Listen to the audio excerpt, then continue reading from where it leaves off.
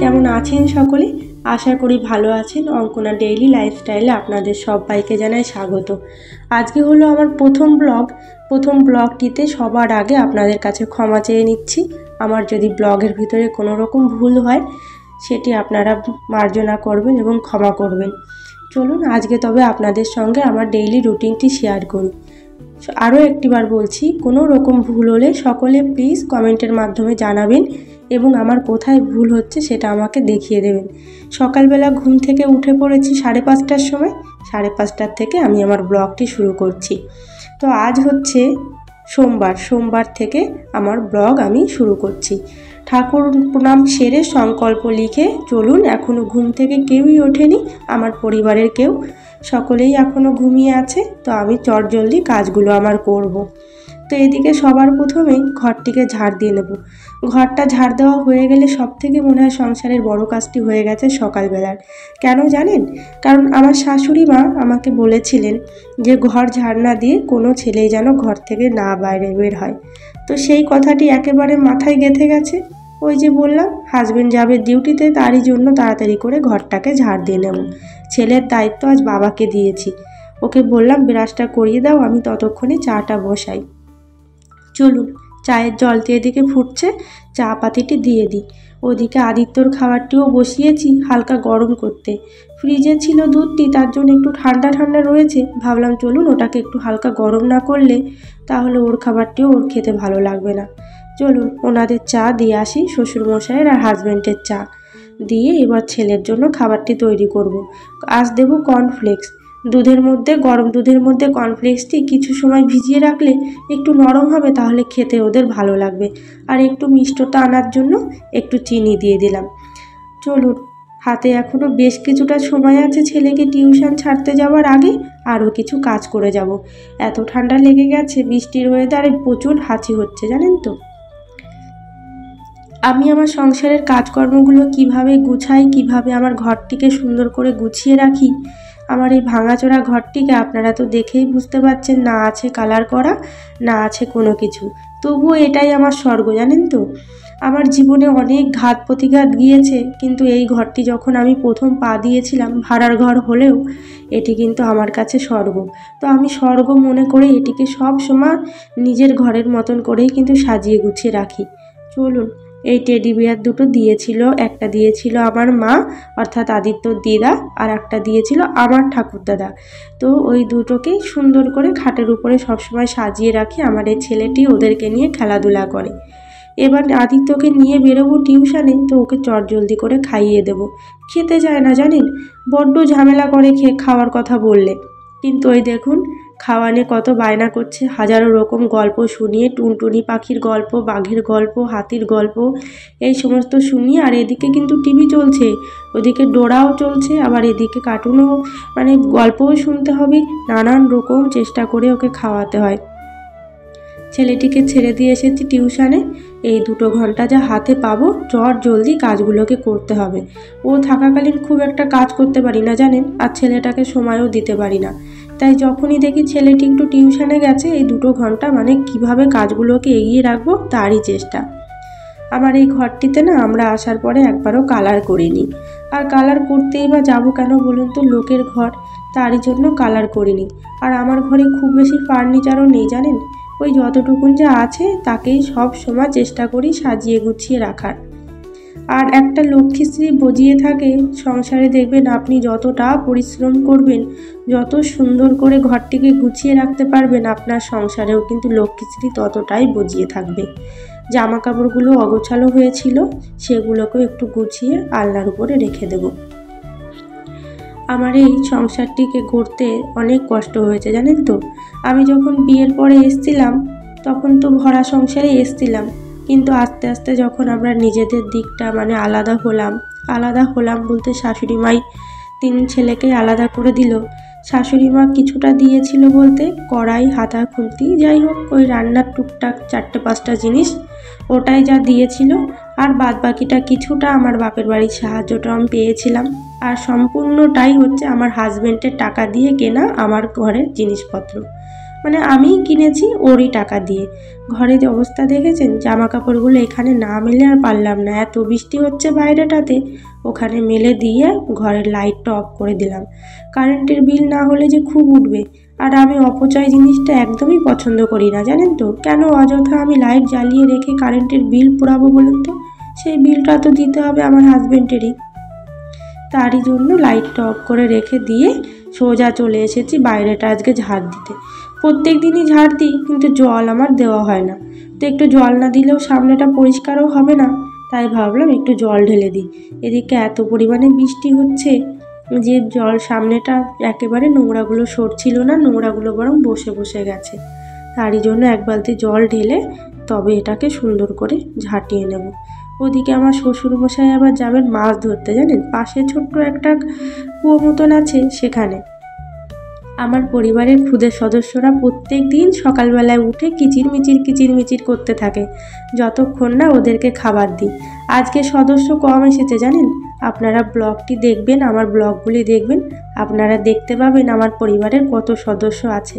শুধু মানুষ যে সদস্য তা কিন্তু নয়, আরও অনেক সদস্য আছে আমার পরিবারে।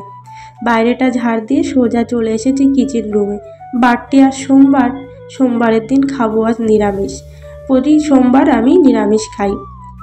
এরই মধ্যে আপনাদের কাছে একটা অনুরোধ করব, ভিডিওটি যদি ভালো লাগে সকলে অবশ্যই চ্যানেলটিকে সাবস্ক্রাইব করবেন, আর একটি করে লাইক দিতে কেউ ভুলবেন না।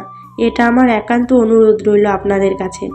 চলুন, গ্যাস ওভেনটাকে সুন্দর করে মুছে নিয়েছি, চাতালটাও সুন্দর করে মুছে নিয়েছি। এখন এই জায়গাটিকে সাজানোর পালা। জিনিসগুলোকে একটু সুন্দর করে সাজিয়ে গুছিয়ে রাখলে সকালবেলাটা একটু সময় দিয়ে 1 ঘন্টা মতন সময় দিয়ে কাজগুলো যদি গুছিয়ে করে নেওয়া যায়, তাহলে দেখবেন সারা দিনের অনেকখানি কাজ মনে হবে আপনার করা হয়ে গেছে, শেষ হয়ে গেছে। আর আমি এই 2 ঘন্টা, আমার ছেলে যতক্ষণ টিউশন পড়তে যায়, এই 2 ঘন্টার মধ্যে আমার পা দুটো কখনো এক জায়গা থাকে না জানেন। আমি অজস্র মানে একটু সময় আমি বসি না, পুরোটা সময় দিয়ে আমার এই সংসারের সমস্ত জিনিসপত্রগুলোকে গুছিয়ে নিই। আর আমি প্রত্যেকটা দিন আমার ঘরের জিনিসপত্র আমি গোছাই। আমার ঘরে যেহেতু ছোট বাচ্চা আছে, তারই জন্য কিন্তু প্রত্যেক দিন আমার ঘরে জিনিসপত্রও খুব এলোমেলো হয়। এই দেখুন না, কাল রাত্রেবেলায় এই কাপগুলোকে সব এলোমেলো করেছিল। এই যে এই কচ্ছপটি এনে দিয়েছিল আমার হাজবেন্ড, তাকে আমি প্রত্যেক দিন জল দিয়ে রাখতাম, কিন্তু জলটি দিতাম ওই সাধারণ কলের জল, যার জন্য এই যে আয়রন করে লালচে লালচে হয়ে গেছে। তো আপনাদের দাদা ভাই আবার বললো ওটাকে এই জল দেবে না, মিনারেল ওয়াটার দিয়ে দেবে, আমরা যে কেনা জলটি খাই সেটি। আদিত্য টিউশন থেকে চলে এসেছে, ওর বাবা আবার ফেরার পথে দিয়েছিল চিপস কিনে। তো সেই চিপসটিতে আবার কি একটা কালো রং দেখতে পেয়ে বললো, মা এটা মনে হয় পোকা লেগে আছে। আমি বললাম না রে বাবা, মশলা লেগে আছে। যাই হোক চলুন, আমার না ব্যাগের সংখ্যা অনেক, মানে শুধু এই কটি ব্যাগ না, আমার যে কত ব্যাগ, আমি যেখানেই যাই না কেন আমার একটা ব্যাগ অবশ্যই কিনতে হবে। আর আমি দীঘাতে যে কয়বারই গেছি না কেন, সেই কয়বারই আমি একটা করে ব্যাগ কিনেছি। আর আমি থাকি কিন্তু দীঘার কাছে জানেন তো। আপনারা যদি কেউ আমার কাছে আসতে চান, অবশ্যই আমার এই ব্লগগুলি দেখতে থাকবেন, তাহলে জানতে পারবেন যে আমি দীঘার কতখানি কাছে থাকি। চলুন, ব্যাগগুলির মধ্যে থেকে কিছু কিছু জিনিস উল্টোপাল্টা করে সাজিয়ে গুছিয়ে নেব। কাল গিয়েছিল হাজবেন্ড পোস্ট অফিসে, সেই খাতাগুলোকেই খুঁজছিলাম। তো ভাবলাম চলুন দেখি কোন ব্যাগটিতে আছে। সেই ব্যাগটি অবশেষে খুঁজে পেয়ে কাগজগুলোকে ভালো জায়গায় রেখে শোকেসটিকে ওই হাতে গুছিয়ে নেব।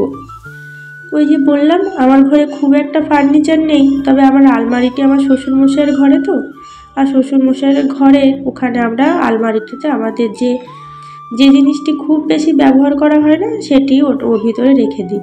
আর আমার জিনিসপত্রও খুব কম জানেন তো, মধ্যবিত্ত ঘরের মানুষ তো, মধ্যবিত্ত ঘরের বউ, খুব একটা জিনিসপত্র আমার ঘরে নেই। তবে চেষ্টা করব যে আস্তে আস্তে নিজের বাড়িটি যখন হবে তখন আস্তে আস্তে সমস্ত কিছু কেনাকাটি করার। চলে এসেছি এখন এই টেবিলটিকে ভালো করে পরিষ্কার করার। কাল তো আবার বিশ্বকর্মা পুজো, কাল আবার সব কিছু ভালো করে মুছে নিতে হবে। তবে তারই আগে একবার সুন্দর করে মুছে নেব, তাহলে কাল খুব একটা ঝামেলা আমার হবে না। চলুন, আজ একটু রোদের দেখা মিলল 3 দিন পরে জানেন তো। আমাদের এখানে 3 দিন রোদ ওঠেনি, অঝরে বৃষ্টি হচ্ছিল। এই সকাল 8:30টার দিক থেকে একটুখানি, আর সূর্যের মুখ তো নয়, একটু হাওয়া বইছে, তাই ভাবলাম চলুন জামা কাপড়গুলোকে একটু মেলে দিই, ঘরটাকে একটু মুছে নেবো। এই যে ফিনাইল ঢেলে রেখেছি, কেন জানেন? আমার শ্বশুরমশাই ভীষণই অসুস্থ একজন মানুষ, বাথরুম পেলে দাঁড়িয়ে থাকতে পারে না, বাথরুম করতে করতে দৌড়ায়। পায়খানা পেলেও ওই একই অবস্থা, বমি পেলেও সামলে রাখতে পারে না, এরকম একজন আলসার পেশেন্ট। তো সেই জন্য প্রত্যেকটা সময় আমার ঘরটিকে কিন্তু ফিনাইল দিয়ে মুছে নিতে হয়। তো আমি আজ আর জল বেশি আনিনি, ওই হালকা জল দিয়ে মুছে নিয়েছি। খুব তাড়াতাড়ি করে সকাল থেকে কাজ করছিলাম জানেন। আজ একটু পরেছি শাড়ি, আমি কিন্তু প্রত্যেক দিন শাড়ি পরি না, আমি বৃহস্পতিবার করে শাড়ি পরি। অবশ্যই জানাবেন কেমন লাগলো আপনাদের এই ব্লগটি। আমার এই ঘরের সামনেটা আমার ভীষণ ভালো লাগে জানেন। আমি যখন এখান থেকে চলে যাব, কোনো কিছু মিস করি চাই না করি, আমার এই ঘরের সবুজ দৃশ্যটা কিন্তু আমি ভীষণভাবে মিস করব। আর ভাড়া ঘর, একদিন না একদিন তো আমাকে এই ঘরটি ছেড়ে যেতেই হবে। ভগবানের আশীর্বাদে যদি একটা ঘর নিজের তৈরি করতে পারি কোনো একদিন, তবে তো অবশ্যই আমাকে এই ঘরটি ছেড়ে যেতে হবে। কি সুন্দর হাওয়া বইছে দেখেছেন? এত সুন্দর হাওয়া বইছে, তার মধ্যে হালকা হালকা রোদের ছায়াও দেখা যাচ্ছে। তারই জন্য সোমবার বাবা ভোলানাথের আজ পুজো করব, ভাবলাম একটু চলুন চন্দনটা বেটে নিই। এই চন্দন পাটাটা এর আগের বছরই কিনেছি জানেন, কিন্তু একটু হালকা দেখি কোণ থেকে ভেঙে গেছে। এটা কিন্তু অরিজিনাল পাথর। জলের মধ্যে দিয়ে দেবো একটু চন্দন বাটা, দিয়ে দেবো একটু ঘি, আর দিয়ে দেবো দুধ, একটু নকুন দানা। অবশ্যই একটু অগ্রহ থাকলে সেটা দিতাম, কিন্তু আমার ছেলে সেটা নষ্ট করে ফেলেছে। একটু মধু থাকলে সেটাও একটু দিতে হতো, কিন্তু সেটিও শেষ হয়ে গেছে। ভগবান যেটা দেবেন সেটাতেই মন থেকে খুশি হয় বলুন। তো আমার ঘরে যা ছিল আমি বাবা ভোলানাথকে সেটা দিয়েই আজকে পুজো করলাম। আর অবশ্যই আমি ক্ষমা চেয়ে নিয়েছি, ভগবান আমার কোনো ভুল ত্রুটি হলে অবশ্যই যেন আমাকে ক্ষমা করে দেন। আমার অনেক সংসারে গাফিলতি হয়ে যায় জানেন, কিন্তু কি করব বলুন। সংসারে যতটুকুন থাকে আমি ততটুকুনিতে তো ওনাকে পুজো করব। তবে ইচ্ছা থাকলে উপায় হয়, কথাই আছে না। আমার বাজার এখান থেকে এতটা দূরে যে সেখানে আমার যেতে ভারী কষ্ট, যার জন্য যাওয়াও হয় না। সোমবারের বারটি আমি নিরামিষ করি, আর অবশ্যই ভীষণ আমি ভক্তি করি ভোলানাথকে আর আমার মা লক্ষ্মীকে। চলুন আপনাদেরকে আরও একটিবার অনুরোধ করব, ব্লগটি কেমন লাগলো জানাবেন।